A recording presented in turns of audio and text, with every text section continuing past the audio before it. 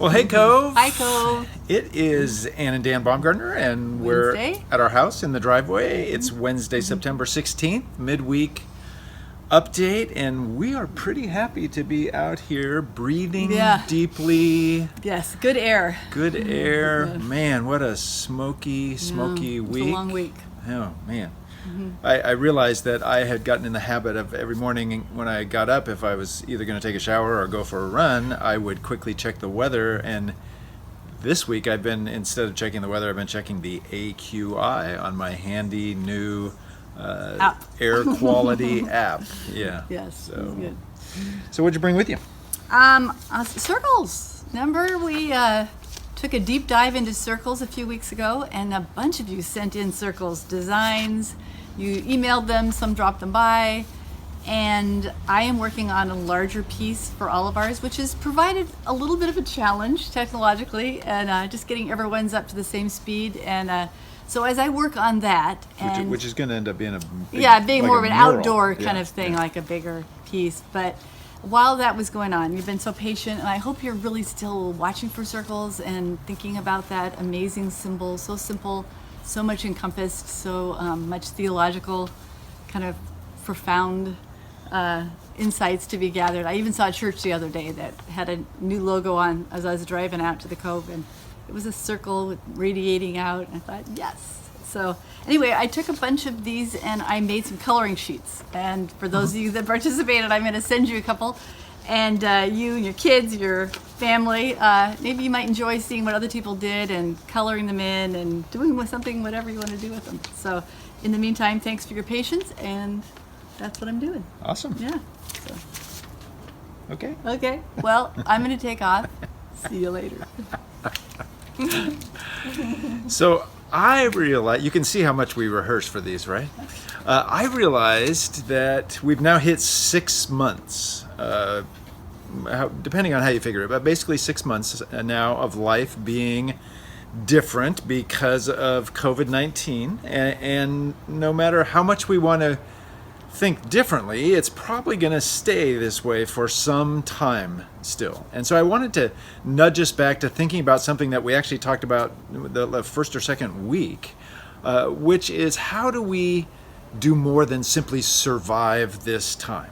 Is there a way for us as individual people, as a faith community, is there a way for us to thrive and not just survive? Jesus said, I come so you may have life and have it abundantly. And so I just started thinking again now, after these months of experience, what does that look like? What's it take from me and for me? And I thought of a few things. One is, during this time, it's just so important for me to have time with Christ. That means individually, praying and journaling and whatever disciplines you might have, just cultivating that relationship. It also means our corporate time with Christ in worship, Sunday mornings, even though we're videoing or meeting outside on the lawn at the Cove. These times are so important where we again connect with God and we just remember that there's actually something way bigger, someone way bigger than us in the midst of all of this, and he said yes to being with us. And so our time with Christ, that's super important. Secondly, for me, I just have to have exercise. I'm a person that needs to move in some way every day. I realized that earlier this week I had a grumpy morning. Ann heard about it. And what I really needed was for this smoke to clear off like it finally did, and get out for a good run or a good bike ride or a good walk or whatever you can do. Exercise is super important. Third thing I thought about is I have to have people time to thrive. And that looks very different right now, but it doesn't mean that it goes away. Still need people time. So some live Zoom calls, or we've gotten together with a couple of people at a time on our back deck from a distance and had a little time together. It's just so important that we not isolate. So in whatever way that can come. And the last thing I thought about, friends, was how during this time, how am I learning? How are you learning? For me, a lot of that right now looks like reading. I'm doing a lot of reading, and I'm going to mention a little bit about that in a second. But for other people in this COVID time, I have heard about people who are learning a new language, or learning to play the piano, or have taken on themselves to meet a new neighbor in a significant way. Whatever it is, what can we do that's new and that causes us to learn and grow and stretch a bit?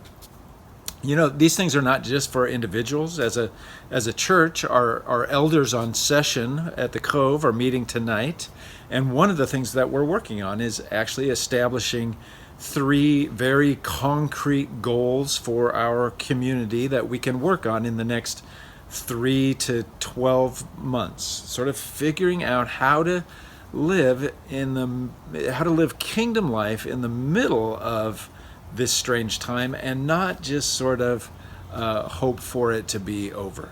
The abundant life, that sounds more like thriving than surviving.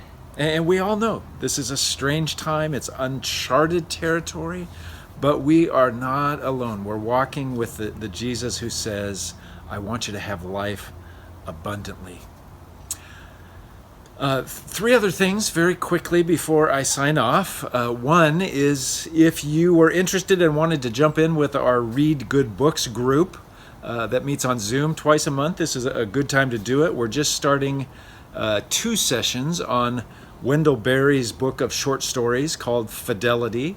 And if you haven't been part of the group, but you want to be on the email list, just send me a note or give me a call. Second thing is a book recommendation. Many of us have been reading books on race, on racism, on the history of our country. I've mentioned a number of them in sermons or in these updates. I just finished a book called Caste, C-A-S-T-E. It's by Isabel Wilkerson. She's the same one who wrote another really good book, which was called The Warmth of Other Suns. The Warmth of Other Suns. And that was about the migration of African Americans from the deep south up to the north. But this book, Caste, I have to say, is especially remarkable. I've read probably 10 or 12 books on related subjects in the last couple of years. This might be the one I would say you really ought to read this. She does a great job in telling some stories, weaving together some different strands, and dealing very head-on with racism and the costs that it has exacted, not just on people, not just on African American people, but about on us as a nation and as human beings. So, Caste by Isabel Wilkerson. Last reminder, we are in our second week this Sunday of a sermon series on Philippians called Joy Anyway. And I encouraged you to every week, one time, just read through all of the book of Philippians. It's just 4 chapters. Read through it out loud once a week. So if you haven't had a chance to do it this week, try it. It takes really about 15 minutes to read it out loud, and it really sort of gets inside of you because the Apostle Paul brings so many good things there. So there you go. That's it for the week. Praying for you to experience abundant life with Christ and with other people. Ann and I pray for you and miss you, and we'll see you soon.